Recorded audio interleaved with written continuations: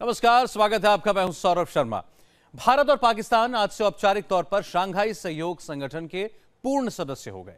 Kazakhstan के summit में भारत ने बतौर पूर्ण सदस्य अपने पहले भाषण में आतंकवाद और संप्रभुता जैसे मुद्दों को पूरे जोर शोर से उठाया।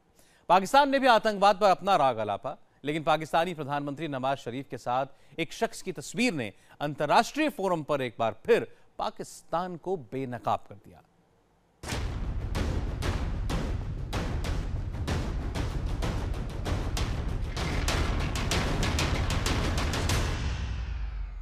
कजाकिस्तान की राजधानी अस्ताना में दोस्ताना की एक नई इबारत लिखने की कोशिश हुई।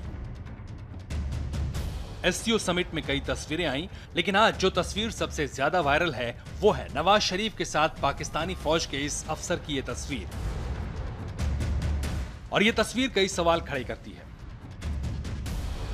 क्या पाकिस्तान में अंतर्राष्ट्रीय फैसले भी सेना ही लेती है? क्या नवाज शरीफ पाकिस्तानी सेना के हाथ की कठपुतली मात्र हैं? हम इस तस्वीर के मायने और इस तस्वीर से जुड़ी सच्चाई को जानने की कोशिश करेंगे, लेकिन उससे पहले अस्ताना की वो खबर जिसका भारत के लोगों को इंतजार था। यूरेशिया के सबसे बड़े संगठन एससीओ यानी शंघाई सहयोग संगठन में भारत और पाकिस्तान को पूर्ण सदस्यता मिल गई। एससीओ का अस्ताना समिट शुरू हुआ तो आम औपचारिकताएं भी पूरी कर दी गईं। मेजबान देश कजाकिस्तान के राष्ट्रपति ने सभी देशों के प्रमुखों का स्वागत किया। फिर सभी सदस्य देशों का एक साथ फोटो सेशन हुआ। भारत के प्रधानमंत्री नरेंद्र मोदी और पाकिस्तान के प्रधानमंत्री नवाज शरीफ दूसरी पंक्ति में खड़े थे, लेकिन एक दूसरे से दूर दूर। फोटो की औपचारिकता पूरी करने के बाद शुरू हुआ गोलमेज सम्मेलन। समिट की बैठक में भी नमो और नवाज की सीटिंग अरेंजमेंट एक दूसरे से दूर दूर ही थी। बैठक में बोलने की बारी आई तो भारत के प्रधानमंत्री मोदी सबसे पहले शंघाई सहयोग संगठन में पूर्ण सदस्यता के लिए बाकी सदस्यों का औपचारिक धन्यवाद किया। हमारी सदस्यता के समर्थन के लिए मैं एससीओ के सभी देशों का हार्दिक आभार प्रकट करता हूं।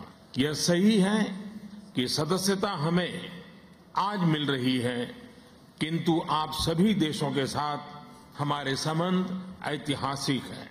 आज एससीओ की जर्नी में एक ऐतिहासिक मोड़ है।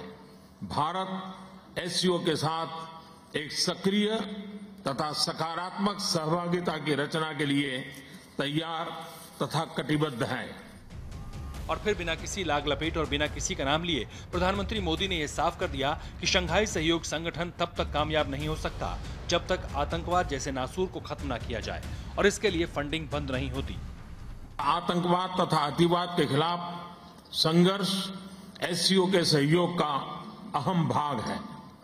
मुद्दा चाहे रेडिकलाइजेशन का हो, टेररिस्ट की रिक्रूटमेंट का, उनकी ट्रेनिंग का अथवा फाइनेंसिंग का, जब तक हम सभी देश मिलकर इस दिशा में कोऑर्डिनेटेड तथा सशक्त एफर्ट्स नहीं करेंगे, तब तक इन समस्याओं का समाधान असंभव है। जिस वक्त मोदी आतंकवाद को लेकर बोल रहे थे, नवाज शरीफ बहुत गंभीरता से सुनते हुए उसे नोट कर रहे थे। प्रधानमंत्री मोदी जब एससीओ सम्मेलन के दौरान आतंकवाद के मुद्दे पर पाकिस्तान की पोल खोल रहे थे, तब नवाज शरीफ और सरताज अजीज सर झुकाए नोट लिख रहे थे। पूरी दुनिया के सामने पीएम ने पाकिस्तान की कलई खोल दी। शंघाई सहयोग संगठन में बतौर पूर्ण सदस्य प्रधानमंत्री मोदी ने पहले भाषण में ही अपने इरादे साफ कर दिए। आतंकवाद पर पाकिस्तान का नाम लिए बगैर हमला बोला और फिर इशारों इशारों में चीन को भी संप्रभुता के नाम पर नसीहत दे डाली।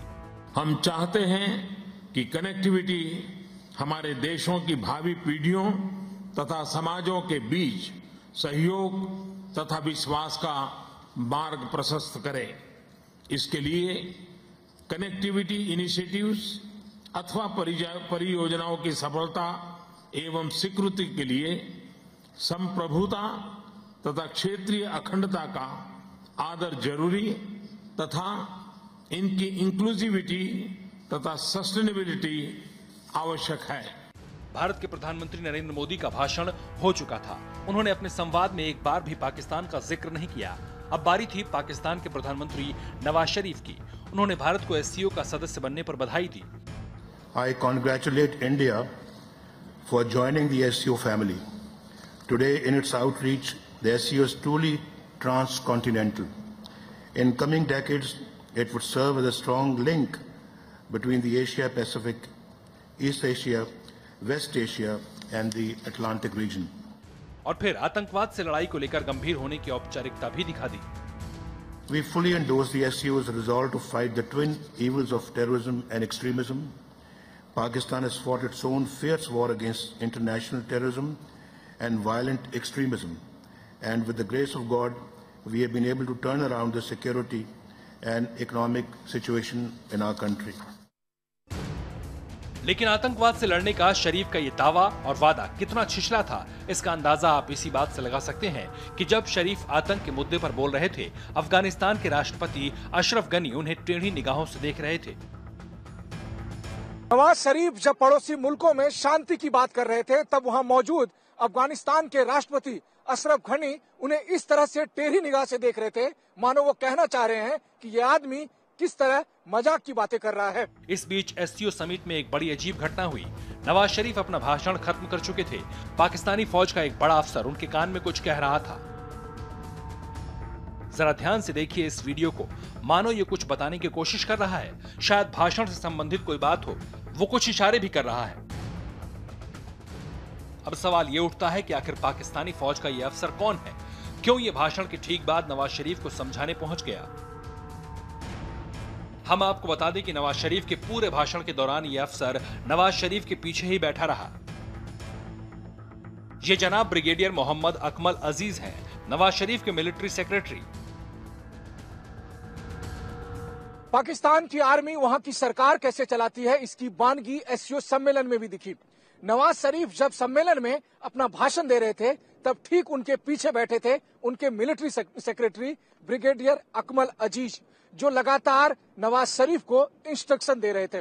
आप समझ सकते हैं कि जब राष्ट्राध्यक्ष पूरी दुनिया के सामने अपनी बात रख रहा हो, तब वहां ठीक उनके पीछे एक फौजी ऑफिसर प्रधानमंत्री को क्या बोलना है, इस पर भी निर्देश दे रहा था। कैमरामैन बाबर मसूद के साथ Manish Jha, India TV, Astana, Kazakhstan.